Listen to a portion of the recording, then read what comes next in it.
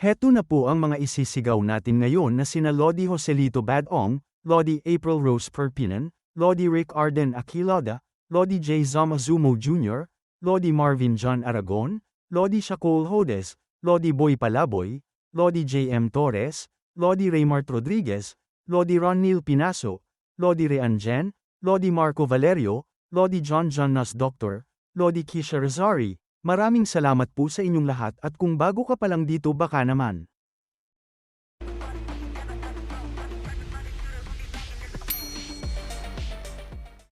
Ika-133 kabanata sa pagpapatuloy. Nakangiting sinabi ng ating bida na gamitin mo ang lahat ng enerhiya mo. Wasakin mo ang puno at ang bato gamit ang buong lakas mo.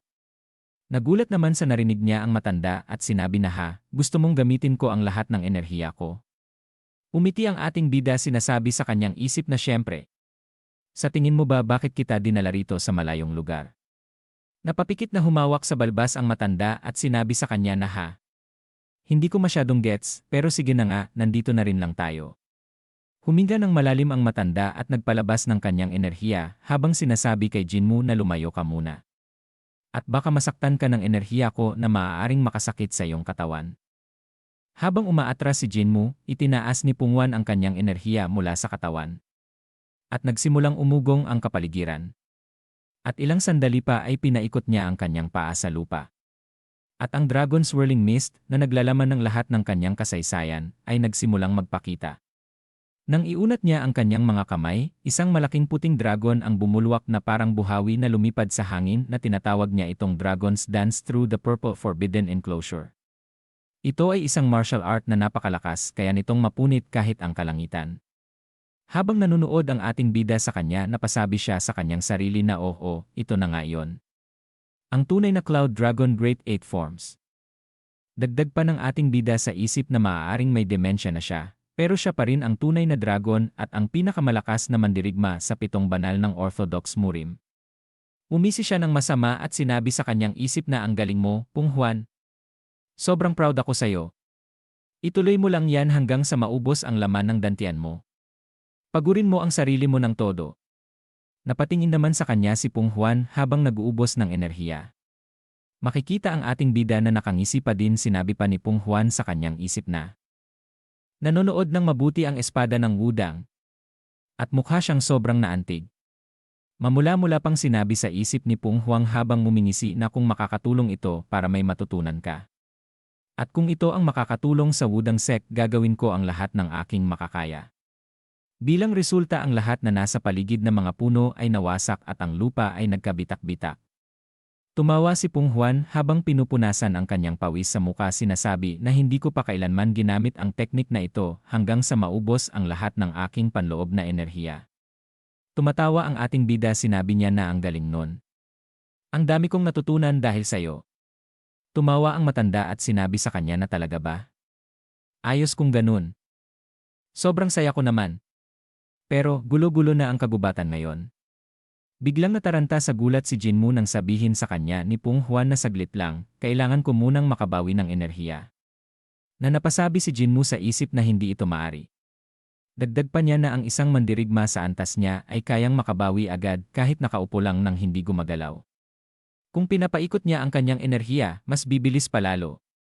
Sinabi pa ni Jinmu sa kanya na Sir, gusto kong marinig ang tungkol kay Master Changmu na binanggit mo noong nakaraan. Napatingin sa kanya si Pungwang na tumugon sa kanya na Master Changmu. Tumugon ang ating bida sa kanya na oo. Pumikit ang matanda at sinabi sa kanya na kung ganon. Sandali lang. Papaikutin ko lang muna ng kaunti ang aking enerhiya. Nagtayuan ng balahibo ng ating bida habang pinagpapawisang sinasabi na hindi. Kailangan ko na itong marinig ngayon. Ngayon na talaga. Dagdag pa niya sa kanyang isip na ngayon na. Bago ka pa makabawi ng iyong panloob na enerhiya. Tumingin sa kanya si Pungwan na sinabi na ano ba ang nangyayari sa iyo ngayon. Nakatingin sa kanya ang ating bida na sinabi pa ng matanda sa kanyang isip na dinala niya ako rito ng biglaan at punong-puno ng determinasyon ang kanyang mga mata. Pumikit siya. At panandaliang napaisip. Dahang-dahang tumatayo habang sinasabi niya na hindi ko alam ang dahilan, pero hindi ko kayang baliwalain ang naglalagablab mong kagustuhang malaman ang kasaysayan ng Wudang. Dagdag pa niya na sige na nga. Kung ganyan ka talaga ka-curious. Masayang tumugon ang ating bida sa kanya na oo, sir. Lumapit siya sa ating bida na sinabi niya na gusto mong malaman ang tungkol kay Chongmu. Sige, ikukwento ko sa'yo. Ibinuka niya ang kanyang bibig habang sinasabi na ang wudang history. Nabiglang sinugod ni Peng Huang si Jinmu habang sinasabi niya na kasama na rin kung paano mo ito winasak. Habang nakapikit ang ating bida na nakangiti sinabi niya sa kanyang isip na halatang halata ang paglala ng kanyang demensya. Kahit ano paman, pagod siya sa ngayon, kaya. Tumingin ang ating bida sa matanda habang malapit na ang palad nito sa kanya na napasabi na ha. At pagkatapos ay mabilis na iniwasan ito ng ating bida. Umaagos ang enerhiya ng matanda sinasabi ni Jinmu sa kanyang isip na hindi ito maaari. Dapat na ubos na ang lahat ng kanyang panloob na enerhiya.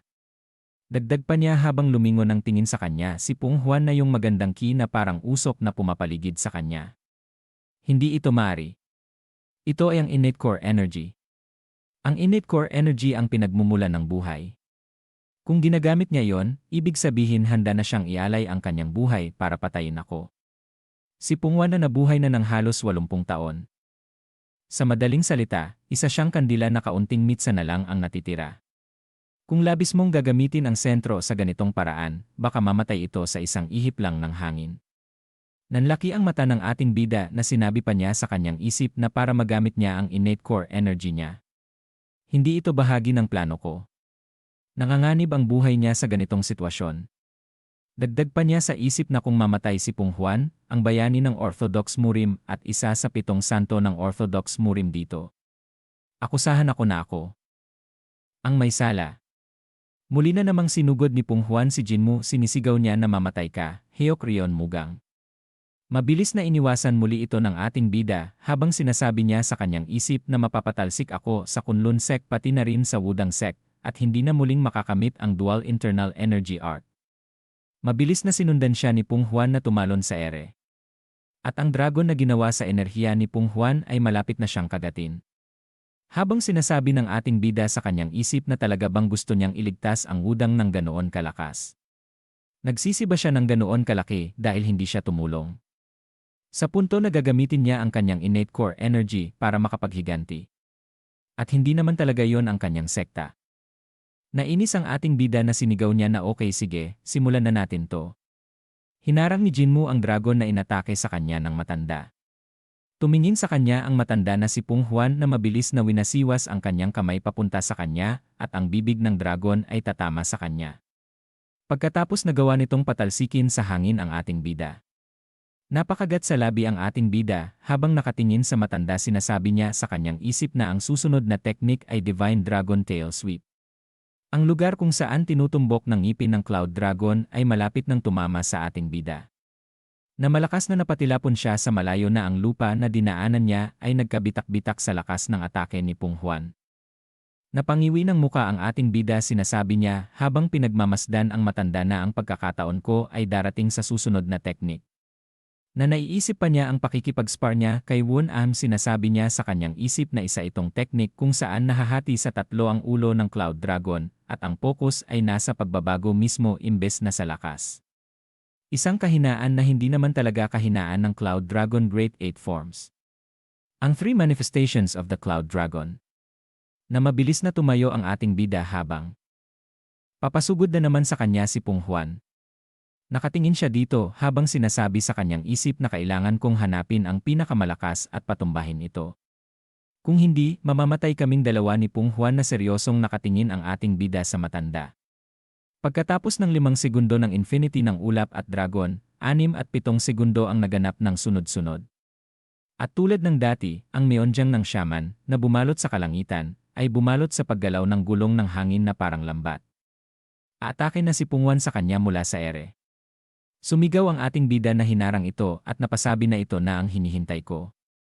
Ang ulap na dragon, na umabot sa limitasyon nito, ay bumagsak ng galit na galit kasama ang kamay ng bumababang bentilador ng hangin sa ating bida. Ang malakas na ginawang atake ng matanda sa kanya ay kanyang hinarang ng kanyang 2 kamay. Nahihirapan ang ating bida habang dumudura ng dugo na nakatingin sa matanda. At pagkatapos pinaikot niya ang kanyang kamay sa harapan ni Peng Huan. Na malakas na naitaboy niya ito.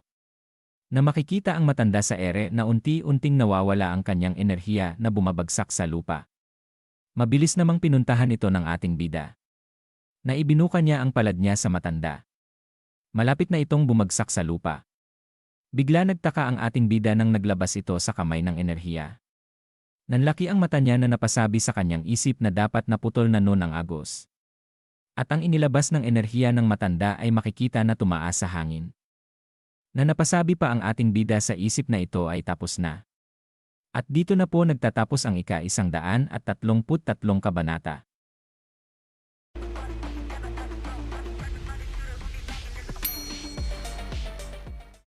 Ika-134 na kabanata sa pagpapatuloy.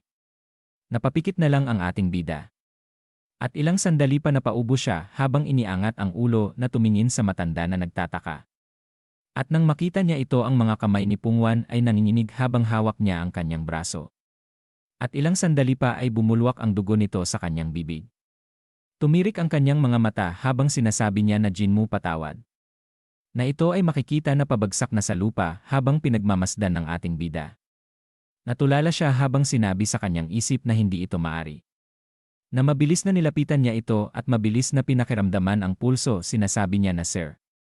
Dagdag pa niya sa kanyang isip na masama to. Masyado nang mahina ang pulso niya. Tiningnan ni Pungwan si Jinmu ng kanyang mga mata na nagbalik, bagamat malabo. Sinasabi niya na Jinmu na may malalim na paghinga. At dahang-dahang inuupo ng ating bida si Pungwan, sinabi niya dito na pigilan mo ang pagkalat ng internal energy mo. Paikot mo ang ki mo at tutulungan kita. Inilapat niya ang kanyang kamay sa likod nito, sinasabi niya sa kanyang isip na kaunti na lang ang natitirang internal energy ko, pero hindi ko pwedeng hayaang mamatay si Pungwan. Na makikita siya na naglalabas ng enerhiya habang nakalapat ang kanyang kamay sa likod ng matanda. Na makikita ang kanyang dibdib na umiikot ang kanyang enerhiya. At nang pigain niya ang lahat ng kanyang panloob na enerhiya at itinulak ito sa katawan ni Pungwan. Dumaloy ang itim na dugo mula sa kanyang bibig. Ginawa ni Jinmu ang kanyang makakaya upang itama ang hangin at dugo gamit ang sarili niyang enerhiya. Pagkatapos ng magtagumpay si Jinmu sa pagsunod sa enerhiya at ang dugo ni Pungwan ay ganap niyang isinuka ang patay na dugo. Pagod na si Jinmu na malalim na ang paghinga, sinasabi niya sa kanyang isip na nagawa ko. Iyon ay mabuti. Pagkatapos ay bumagsak na siya sa lupa na ikinagulat naman ni Pungwan na napasigaw na Jinmu. Mabilis na. Hinawakan siya nito, sinisigaw pa niya na Jinmu. At pagkatapos sinasabi ng ating bida sa kanyang sarili, habang dahan-dahang iminumulat ang mata na ang isang malabong ilaw ay tumusok sa aking mga mata. Hindi ko makita ng eksakto ang anuman, ngunit naramdaman kong may anino ng isang tao na gumagalaw pabalik-balik. Nakikita ko ang isang hindi pamilyar na kisame. Umuusbong ang usok at bumabalot sa ilong ang amoy ng insenso. Patay na ba ako? At pagkatapos ay bumukas ang pintuan. Malabo ang kanyang tingin na ang tunog ng pagbabanlaw ng kung ano at pagpisil ng tubig ay tumagos sa aking mga tainga. Sinubukan kong bumangon, ngunit ang lahat ng kalamnan ko sa katawan ay kumikirot. Na sinabi sa kanya ni Tangseryong na ano? Gising na ba siya? Sinabi naman ng ating bida sa kanyang isip na ang boses na yon. Nang bumalik siya sa katinuan, unti-unti siyang gumalaw kahit na masakit ang buong katawan niya. At sinabi na ano ang nangyari kay Grandmaster Pungwan. Sumagot sa kanya si Tangseryong na huwag mo siyang alalahanin. Umiinom siya kasama ang pinuno ng sekta. Na nakatingin sa kanya si Won-am habang nakakunot ang noo. Na napasabi pa ang ating bida sa kanyang isip na mabuti naman. Siguro maayos ang kalagayan niya. Na makikita na patuloy na nakatingin ng seryoso sa ating bida si Won-am. Habang siya ay nakahiga lang na hindi gumagalaw.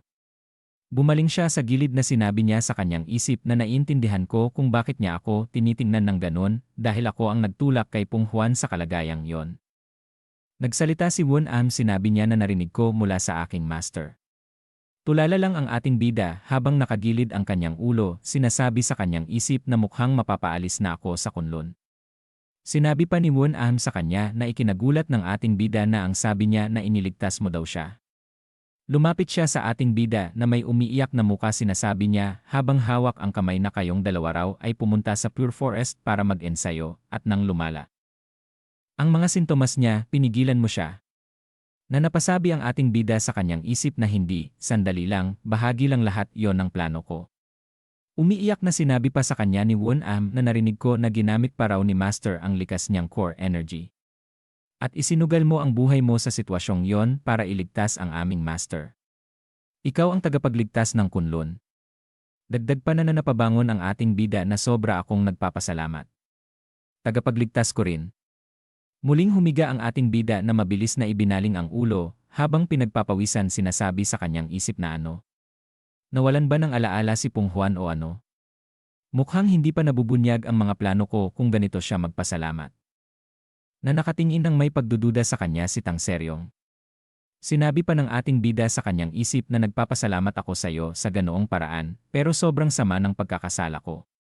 Napatingin ang ating bida kay Tang Seryong habang papaalis ito sinasabi sa kanya na kung gising ka na, magbihis ka at lumabas na. Hinihintay ka na ng lahat. Hindi pa nga ako nakainom kasi inaalagaan kita. Sinabi ng ating bida kay Won-am na bakit siya sumisigaw sa akin agad paggising ko. Tumawa si Won-am sa kanya sinasabi na huwag kang masyadong mabagsik sa kanya. Dagdag pa niya habang nagulat ang ating bida na nandyan siya sa tabi mo buong 2 araw habang wala ka sa malay. Napasabi ang ating bida na ginawa niya yon. Sinabi pa sa kanya ni Won-am na sobrang maingat siya sa pagpunas ng pawis mo dahil sa lagnat gamit ang tuwalya. Karaniwan siyang masigla pero mukhang sobrang nag-alala siya. Hindi siya umiti o tumawa kahit isang beses habang inaalagaan ka. Dagdag pa niya habang kinikilig na ipinakita niya sa akin ang panibagong mukha niya. Mabuti siyang tao talaga. Na napasimangot ang ating bida na sinabi sa kanyang isip na paniguradong may interes siya sa akin. Pero kahit papaano, nagpapasalamat ako. Pagkatapos masayang sinabi sa kanya ni Won-am na tara, lumabas na tayo. Naghanda ako ng mga damit mula sa Kunlun. Sana magustuhan mo. Makikita ang labas ng kanyang tinutuluyan na sinabi pa sa kanya ni Won-am na maghihintay ako sa labas. Habang naglalakad ang ating bida kasama si Won-am sinasabi niya sa kanyang sarili na nailigtas ko si Pung Juan pero hindi ko nakuha ang dual internal energy arc. Dagdag pa niya na pero kung namatay siya, mas malaki pa sana ang nawala sa akin.